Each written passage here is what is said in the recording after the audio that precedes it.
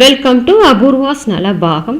இன்றைக்கி நம்ம கறி சுவையில் அருமையான சேப்பங்கிழங்கு சுக்கா தான் நம்ம இன்றைக்கி எப்படி பண்ணுறதுன்னு பார்க்க போகிறோம். இந்த சேப்பங்கிழங்கில் இருக்கிற வழுவழுப்பு தன்மையெல்லாம் எதுவுமே இல்லாமல் ரொம்ப அருமையாக பண்ணிடலாம்.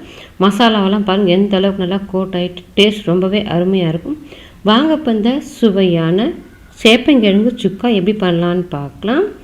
அதுக்கு பார்த்திங்கன்னா நான் ஒரு இட்லி பாத்திரத்தில் தண்ணி வச்சுருக்கிறேன். அதில் வந்து இட்லி தட்டை வச்சுட்டு 1/2 கிலோ அளவுக்கு சேப்பங்கிழங்கு எடுத்து இந்த மாதிரி நல்லா மண்ணெல்லாம் போக கழுவிட்டு இந்த மாதிரி கட் பண்ணி எடுத்து வச்சுருக்கேன். நம்ம மூஷாக போட்டு வேக வச்சோன்னா ரொம்ப டைம் எடுக்கும்.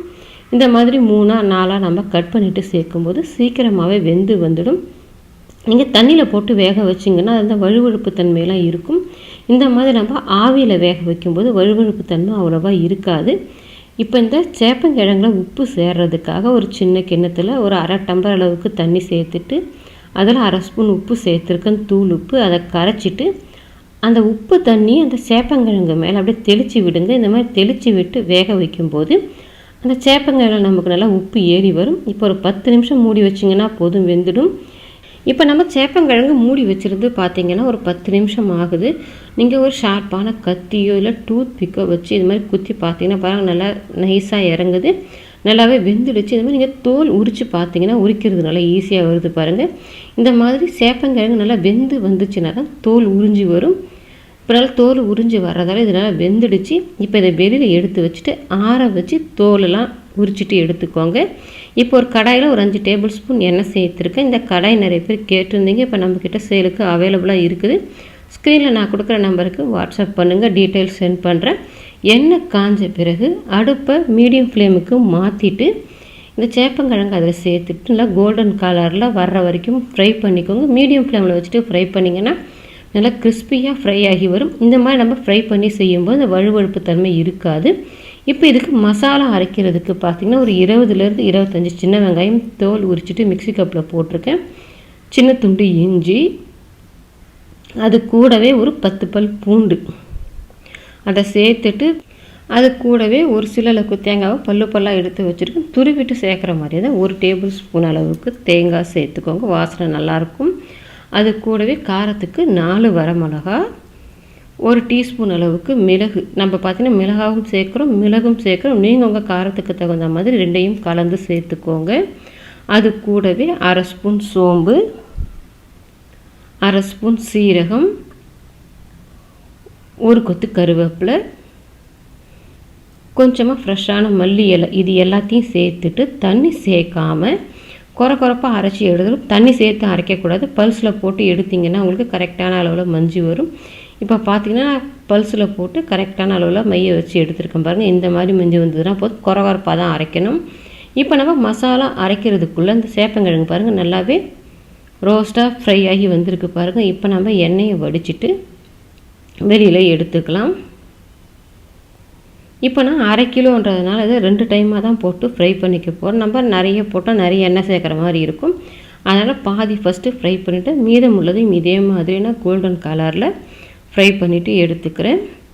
இப்போ எல்லா சேப்பங்கிழங்கையும் ஃப்ரை பண்ணிவிட்டு அது மீதமுள்ள எண்ணெய் பாருங்கள் அதிகமாக இருந்ததால் அதுலேயுமே கொஞ்சம் கம்மி பண்ணிவிட்டு சுக்கா பண்ணுறதுக்கு வச்சுருக்கேன். இப்போ இதை தாளிக்கிறதுக்கு 1 ஸ்பூன் கடுகு, 1/2 ஸ்பூன் அளவுக்கு சீரகம் சேர்த்துட்டு கடுகு சீரகத்தை நல்லா பொரிய விட்டுக்கோங்க. இப்போ கடுகு சீரகம் பொரிஞ்ச பிறகு மீடியம் சைஸில் ஒரு வெங்காயம் 1 நல்லா பொடியை கட் பண்ணிவிட்டு வச்சுருக்கேன். அதை சேர்த்துட்டு அது கூடவே 1 கொத்த கருவேப்பிலையும் சேர்த்துட்டு நல்லா வதக்கி விடுங்க. அந்த வெங்காயம் நல்லா வதங்கி வரணும், பச்சைத்தன்மைலாம் இல்லாமல். இப்போ நம்ம வெங்காயத்தை நல்லா வதக்கிக்கலாம். இப்போ வெங்காயம் பார்த்தா நல்லாவே வதங்கி வந்துடுச்சு பாருங்கள், நல்லா கலர் மாறிட்டு வதங்கிடுச்சு. இப்போ இதில் நம்ம ஏற்கனவே அரைச்சி வச்சுருந்த மசாலாவை இதில் சேர்த்துக்கோங்க. இப்போ மசாலாவை சேர்த்துட்டு நம்ம சேப்பங்கிழங்குக்கு உப்பு தண்ணி தெளித்து தான் வேக வச்சுருக்கோம். இந்த மசாலாவுக்கு மட்டும் உப்பு சேர்த்துட்டு இந்த மசாலா பார்த்திங்கன்னா கொஞ்சம் கூட பச்சைத்தன்மை இருக்கக்கூட. நம்ம சின்ன வெங்காயம் பூண்டு எல்லாமே பச்சையாக தான் அரைச்சிருக்கோம். அதனால் அடுப்பை மீடியம் ஃப்ளேமில் வச்சுட்டு நல்லா வதக்கி விடுங்க. நல்லா அந்த மசாலாவெல்லாம் வதங்கிட்டு உதிராக வர்ற மாதிரி இருக்கும். அந்த அளவுக்கு வர்ற வரைக்கும் நம்ம வதக்கி விட்டுக்கணும்.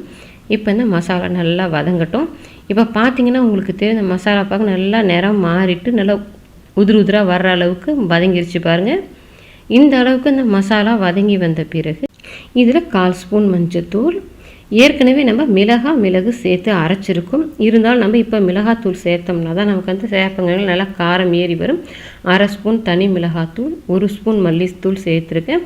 நீங்கள் காரத்துக்கு தகுந்த மாதிரி மிளகாத்தூள் சேர்த்துட்டு இப்போ இந்த மிளகாத்தூள் மல்லித்தூளோட பச்சை வாசனை எல்லாம் போக அடுப்பை சிம்மில் வச்சுக்கோங்க. ஏற்கனவே நமக்கு ட்ரையாக இருக்கிறதால அடி பிடிச்சிடும்.